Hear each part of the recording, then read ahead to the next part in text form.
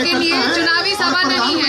कहा है ना, उन्होंने भी तो कहा है, आपके चैनल पर बोला है। चलिए 400 पार करेंगे, उन्होंने कहा है 70 हटाइए, तो नारा यहाँ ना लगाए तो बेहतर है। जगतार जी एक मिनट उनको भी मैं इन्वॉल्व करना चाहती हूँ। जगतार जी, आप इस पॉलिटिकल एरिना से बाहर बैठकर कुछ समझते और देखते हैं जो मुद्दे यहाँ पर जनता के बीच से उठ रहे हैं, कितना ये इफेक्ट करने वाले हैं इन लोकसभा चुनावों को इस बार यहाँ पर हरियाणा और पंजाब।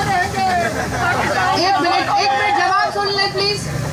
देखिए मुद्दे हैं। एक भाई साहब कह रहे थे, मुझे मैं उससे बहुत सहमत नहीं हूँ, बहुत बुरी बात बोली कि किसानों ने लूट लिया।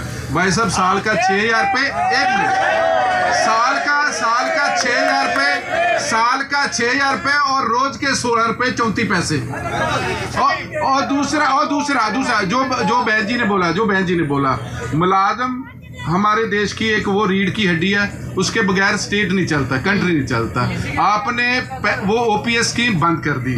सेकंड, अग्निवीर देश के जवानों के साथ धोखा। क्या जो हमारे लाल बहादुर शास्त्री थे, उन्होंने नारा दिया था जय जवान जय किसान। हमारा किसान खुदकुशी कर रहा है खेतों में और किसानों को बेटा शहीद हो रहा है सरहदों पे, और 4 साल में कौन सा फौजी तैयार होके आ जाता है, वो बेरोजगार है। तो ये इतना बड़ा ये मुद्दे हैं, बहुत बड़े मुद्दे हैं, मुलाजमों का मुद्दा, किसानों का मुद्दा, अग्निवीर का मुद्दा, और पकौड़े बेचना कोई रोजगार नहीं है।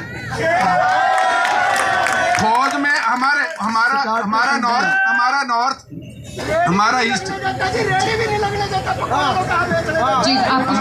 हमारा जो जवान पंजाब, हरियाणा, हिमाचल, उत्तराखंड, बिहार, यूपी, जितने हमारे इस स्टेट्स में फौज में, पैरामिलिट्री फोर्स में, वो आज लड़के क्या पकौड़े बेच के रोजगार समझे अपना।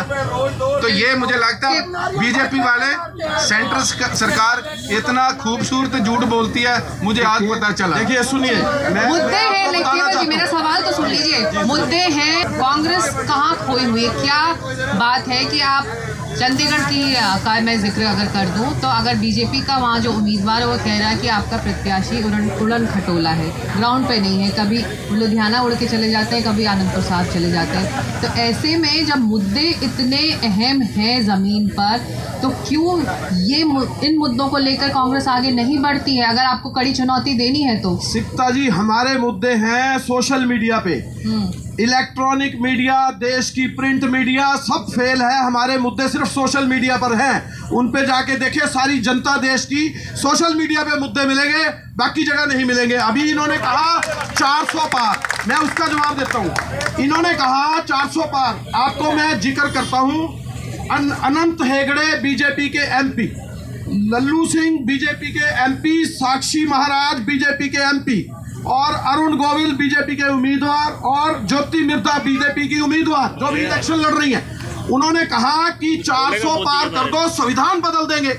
तो जब संविधान ही बदल देंगे आप, तो उसमें हमारे सारे भाइयों का आरक्षण भी खत्म